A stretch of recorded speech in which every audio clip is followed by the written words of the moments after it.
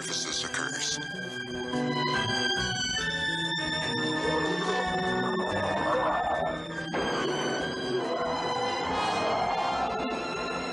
The creature is driven by rage and pursued by an investigative report. Remember when turning into a superhero didn't involve a green screen, just gallons of body paint, a tragic backstory, and a guy named Lou who could bench press a Buick? Back in the late 70s, The Incredible Hulk wasn't part of a billion-dollar franchise. It was a surprisingly emotional, occasionally cheesy, and weirdly profound TV drama airing on CBS instead of the big screen. From 1978 to 1982, Bill Bixby gave us a soft-spoken scientist drifter with serious rage issues, and Lou Ferrigno brought the smash, shirtless, barefoot, and always somehow sparing his pants. Today, we're diving into 15 weird facts about the show that made Hulk transformations a weekly event and made us all a little sad whenever that piano theme kicked in. So go ahead and smash that like button gently, don't Hulk smash it, and subscribe for more retro TV deep dives. Oh, and let us know if you ever tried to flex into your own Hulk moment in the mirror. Oh, was that just me? Anyway, let's get into it with number 15. The green paint went everywhere. Now the next step is the green makeup. Oh my, yes. Now this goes all over his face and all over his body. And as you can see, the makeup is shiny. Yes. So what they have to do is put a powder on it. They powder it. There's the powder. And it takes the shine away. Now you'll see Lou Ferrigno as the Incredible Hulk getting ready to make one of the programs. And he keeps that on the whole time that he's making the program? That's right. It takes about 12 hours. Let's start with the elephant in the room, or should we say the giant green man in the room. To become the Incredible Hulk, Lou Ferrigno endured a daily 3-hour makeup marathon that would make a drag queen weep. We're not just talking about slapping some green on his face and calling it a day. Ferrigno was painted head to toe, arms, legs, chest, back. No body part was spared from the Emerald Assault. The makeup team used a special blend of green grease paint that was supposed to be sweat resistant, supposed to be being the key phrase here, because the second Ferrigno started flexing under those hot studio lights, he turned into a green melting popsicle. Rainy scenes were a total nightmare, and touch-ups were non-stop. And let's just say when the Hulk had to go potty, the crew learned to respond fast or risk repainting everything from the waist down. Between the paint, the uncomfortable contact lenses, and that itchy wig that looked like it was stolen from a 1970s rock band, Ferrigno wasn't just playing the Hulk. He was surviving a daily torture regimen that would make Navy SEALs rethink their career choices. Number 14, the Lonely Man theme became shorthand for sadness. You know the scene. David Banner walking down a lonely highway, thumb out, carrying a small bag containing everything he owns while that heartbreaking piano melody plays.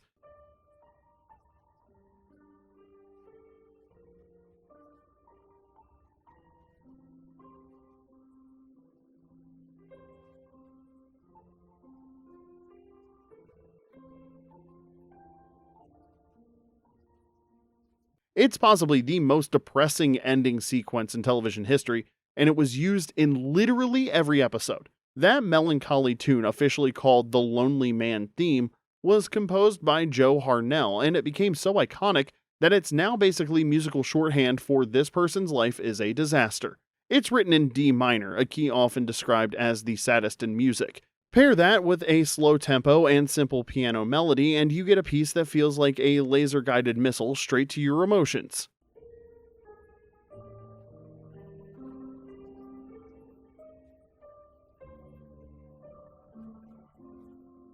The theme has been referenced, parodied, and homaged in everything from The Simpsons to Family Guy.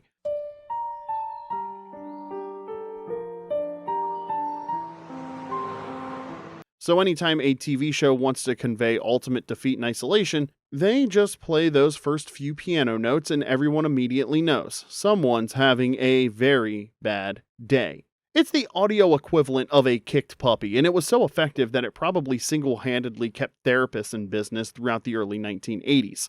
Kids would watch Banner walk away into the sunset and immediately need to call their parents to make sure they still loved them. The irony is that this incredibly sad music was used to end a show about a guy who could literally throw cars when he got upset, You'd think the message would be anger solves problems, but instead, it was even having superpowers won't make you happy kind of stuff. That's deep from a show with green body paint. Number 13, Lou Ferrigno could barely see or hear. Ear infection, I lost like 85% of my hearing, and I've been wearing hearing aids my whole life. The other side of me. Thank you. Thank you, Lou. Now, here's something that makes Lou Ferrigno's performance even more impressive. He was pulling off this physical tour de force while dealing with significant hearing loss and borderline non-existent vision. Ferrigno lost about 75 to 80% of his hearing due to severe childhood ear infections. So imagine trying to follow direction, hit your marks, and sell superhuman rage when you can barely hear the word action. Then add the giant green contact lenses that made everything look like a foggy aquarium, and top it off with a heavy wig made of yak hair that shifted so much it could have used its own stunt double. So yeah, Lou Ferrigno was essentially stumbling around set like a 275-pound green-painted Helen Keller and still somehow made it look precise with unstoppable fury. The fact that he didn't Hulk smash a crew member or faceplant into a wall on camera, honestly, that might have been the show's most underrated special effect. Number 12, Ferrigno and Bixby never spoke about their roles on set. Here's a behind-the-scenes detail that's kind of beautiful and kind of heartbreaking. Despite being co-leads for 5 seasons and 3 follow-up TV movies, Lou Ferrigno and Bill Bixby never discussed their characters on set, not once. No, what's your motivation here? No, let's talk through this transformation scene. Nothing. Why? Because they didn't want to ruin the illusion. For viewers to believe that David Banner and the Hulk were two sides of the same tortured soul, Bixby and Ferrigno made a quiet, deliberate choice to stay in separate emotional lanes. They weren't just playing split personalities. They were honoring that split, even off camera. Bixby carried the heartbreak, Ferrigno carried the fury, and together, without ever coordinating a scene or swapping notes, they made the audience believe it was all one man's burden. That's not just acting, that's trust. Today, the Hulk would be a guy in a green spandex suit and some visual effects intern stitching in the emotion later, but back then, it was two pros respecting the story and each other, and honestly, you can still feel it in every scene. Number 11, David Banner wasn't an accident. You didn't have to be an eagle-eyed comic book fan to notice right away that the TV show changed Bruce Banner's name to David Bruce Banner.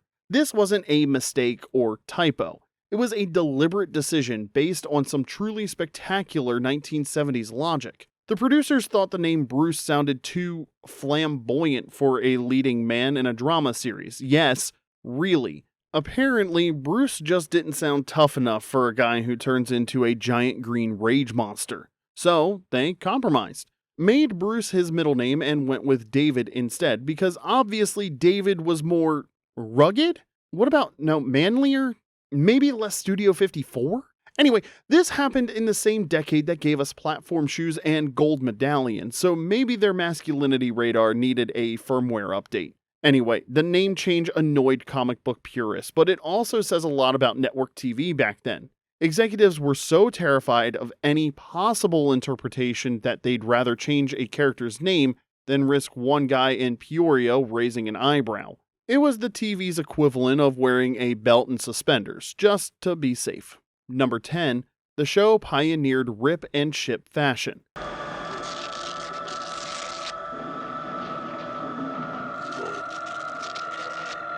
One of the show's most unintentionally hilarious running gags was David Banner's apparent shopping addiction to cheap, easily destroyed clothing. This guy went through more shirts than a Chippendale dancer, and for roughly the same reasons. Every transformation followed the same pattern.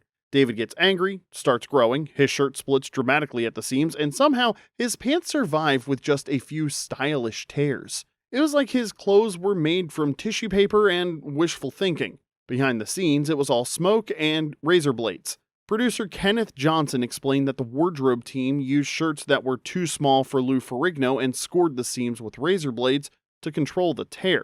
That way, when he flexed, the fabric would rip in all the right places, no Hulk strength required. And here's the real mystery. Banner supposedly carried all his earthly belongings in one sad little duffel bag, so where were all these fresh shirts coming from? Did he have a secret Amazon Prime account back then?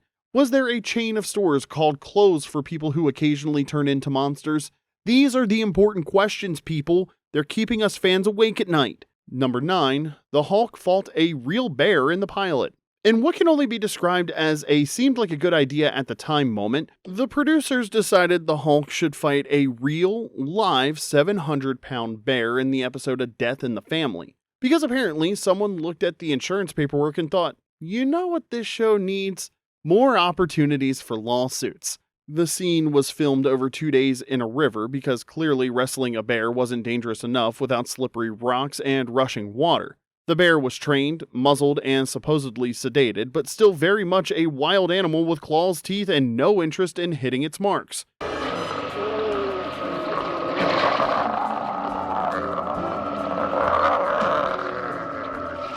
During filming, the bear reportedly knocked off Lou Ferrigno's wig and started licking his face. I need you to picture this for me, okay? You're covered in green grease paint, half blind from contact lenses, half deaf, standing waist deep in a cold river, and now you're fending off the world's most aggressive spa treatment from a 700-pound bear. Now, this was the 1970s, when safety protocols were apparently written on the back of a napkin in crayon. Today, that same scene would require 47 safety coordinators, insurance waivers from 3 different unions, a therapist for the bear and you, and a partridge in a pear tree. Number 8. The day Mr. Rogers met the Hulk. Of all the unexpected crossovers in TV history, this one might be our favorite. The day Mr. Rogers visited the set of The Incredible Hulk. Mr. Bixby, I'm Fred Rogers. Oh, Mr. Rogers, how nice to see you. So glad you let Mr. us come. McFeely. No, he didn't show up to calm the Hulk down with cardigan magic. This was for an episode of Mr. Rogers' Neighborhood called Superheroes, which aired on February 6th, 1980. Fred brought Mr. McFeely along to show kids how TV shows are made and to remind them the Hulk wasn't actually real. Before meeting the Hulk himself, Mr. Rogers sat down with Bill Bixby, who explained how filming worked and even opened up about how he used to manage his anger as a kid. And understand that it's okay to be angry, and it's all right to let it out as long as we don't hurt anybody else and as long as we don't hurt ourselves. Then came the transformation. Lou Ferrigno showed Mr. McFeely the whole process: green makeup, prosthetics, and a lot of patience. Paste on. No, this is called spirit gum. It's a special type of glue that holds on the forehead, the rubber forehead. You'll see that in a moment. There it is. Special forehead. Right there, he's putting it on.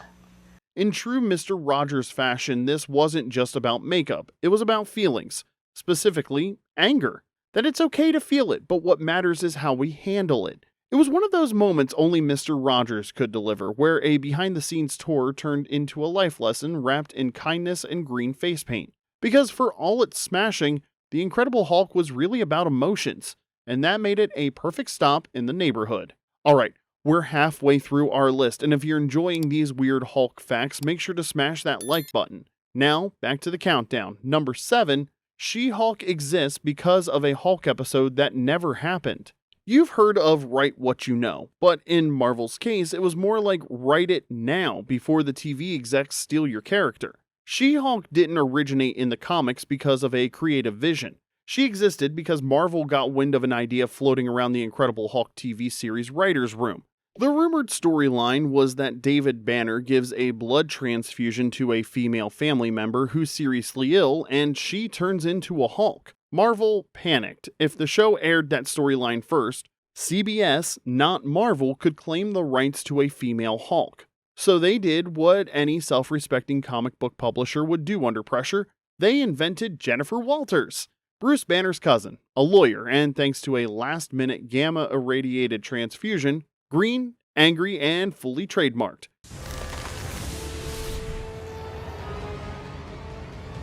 Get off me. Savage She-Hulk #1 hit shelves in 1980 just in time to beat the show to the punch. So no, the live-action series never gave us She-Hulk, but the threat of it happening lit a legal fire under Marvel's desk, and that's how one of their most iconic female heroes was born. Number 6, the Hulk had a family and a hometown. We all remember David Banner as the ultimate loner, wandering from town to town, helping strangers, smashing furniture, and keeping people at arm's length. But here's the weird part. He actually had a hometown, a sister, and a dad who was still alive and still kind of a jerk. What did you watch? What did we spray to even cover? I know how to fly. Did we, Helen? In the season 3 episode Homecoming, we found out Banner was from a small town called Trevorton, Colorado. His younger sister, Helen, played by Diana Muldaur, was also a brilliant scientist, because apparently the entire Banner family skipped liberal arts. David, you're alive.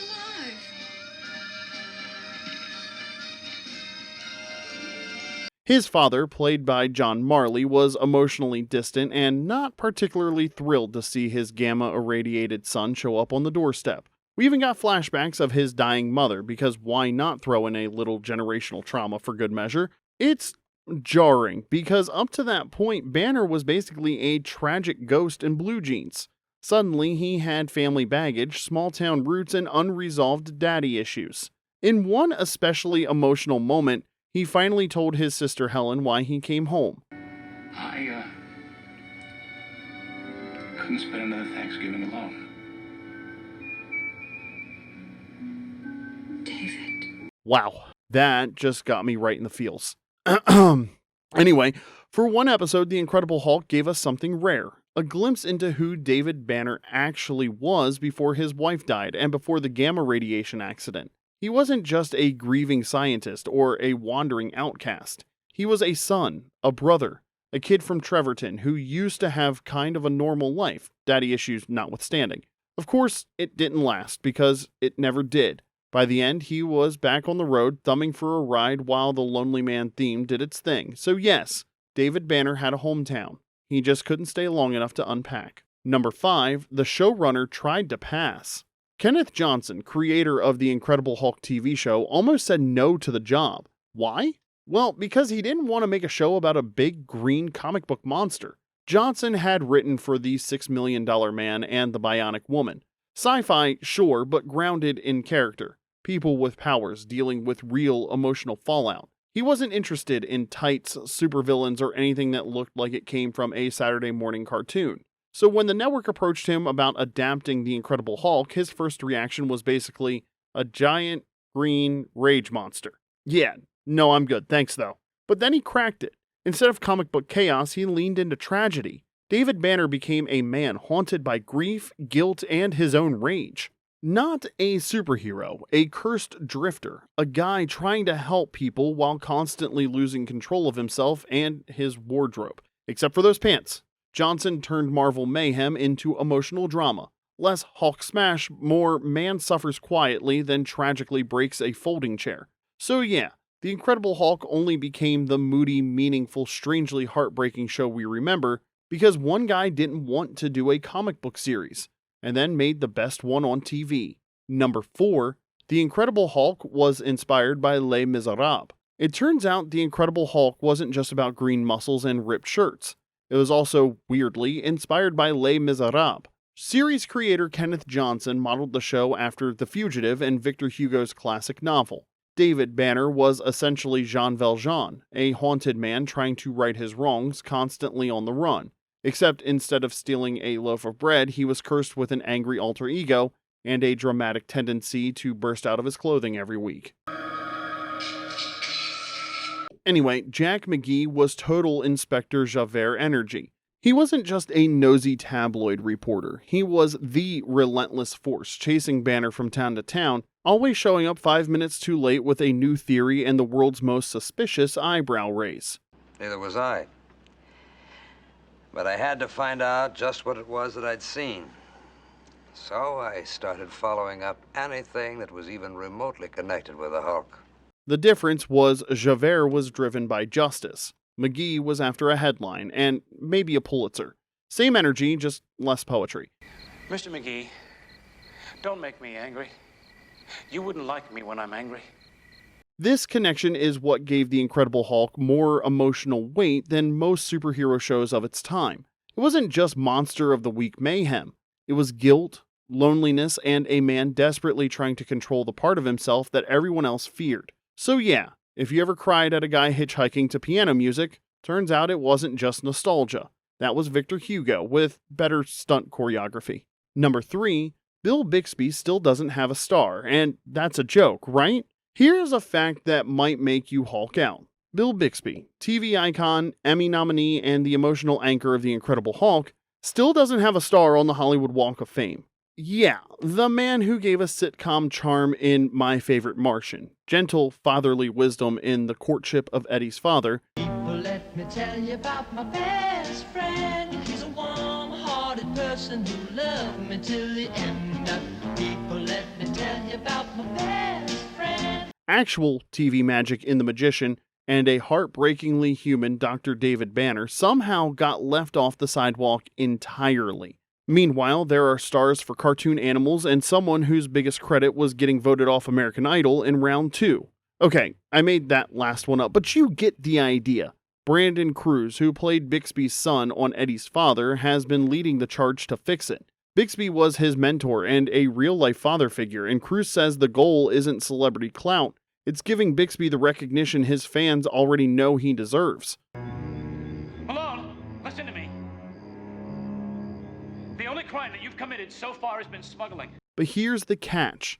The Hollywood Chamber of Commerce only gives out one posthumous star per year, and it costs over $75,000 just to apply, because nothing says Hollywood honor like a giant invoice.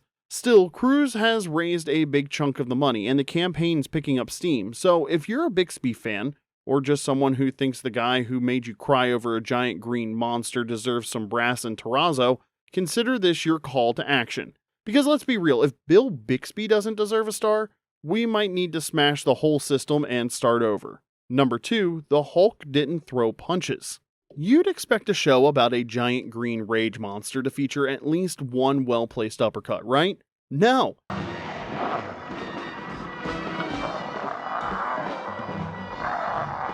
In the original Incredible Hulk TV series, the Hulk almost never actually punched anyone. No haymakers, no right hooks, not even a casual slap. Instead, he'd lift people over his head, toss them across the room, bend their rifles like rubber toys, or flip a car just to make a point. Why? Well, there's 2 reasons for this. First, creator Kenneth Johnson didn't want the Hulk to be a brute. He wanted tragedy, not a barroom brawl. And second, the network had strict rules about on-screen violence. Punches were apparently too aggressive, but hurling a man 20 feet in the air was totally fine somehow. Everything was choreographed with slow motion, dramatic music, and lots of grunting, but very little actual impact.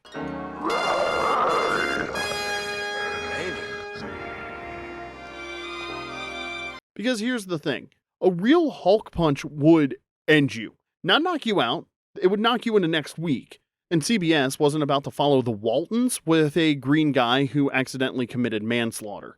Number 1, the Hulk you saw in the pilot wasn't always Lou Ferrigno. In the original pilot of The Incredible Hulk, not every shot of the big green guy was Lou Ferrigno. One early transformation scene where the Hulk looks up at a tree is actually Richard Kiel, best known as Jaws from the James Bond movies. Yeah, the first live-action Hulk was originally a Bond villain. Kiel was cast and even filmed scenes for a couple days, but producers felt he didn't quite work. Sure, he was tall at 7 feet 2 inches, but they wanted someone more muscular. Kiel had the height, but not the bulk. Also, the green contact lenses irritated his eyes, making the whole experience a short-lived nightmare. So they brought in Lou Ferrigno and just quietly left one of Kiel's shots in the final cut. Now there's Lou Ferrigno getting in the makeup chair. He is a very muscular man. Yes, he is. Now, oh, here's Norman, the makeup person. It's a blink and you'll miss it cameo, but once you see it, you can't unsee it. So if you watched the pilot and thought, man, why does the Hulk suddenly look like he's confused and almost a foot taller? You weren't wrong. That was Jaws in green paint, hulking out and tapping out in under 48 hours. And there you have it. 15 weird, wonderful, and occasionally heartbreaking facts about the Incredible Hulk TV series. If you enjoyed this trip down memory lane, don't forget to like this video and subscribe for more retro TV deep dives. We've got plenty more weird facts about your favorite shows coming your way. Until next time, this is Remember When.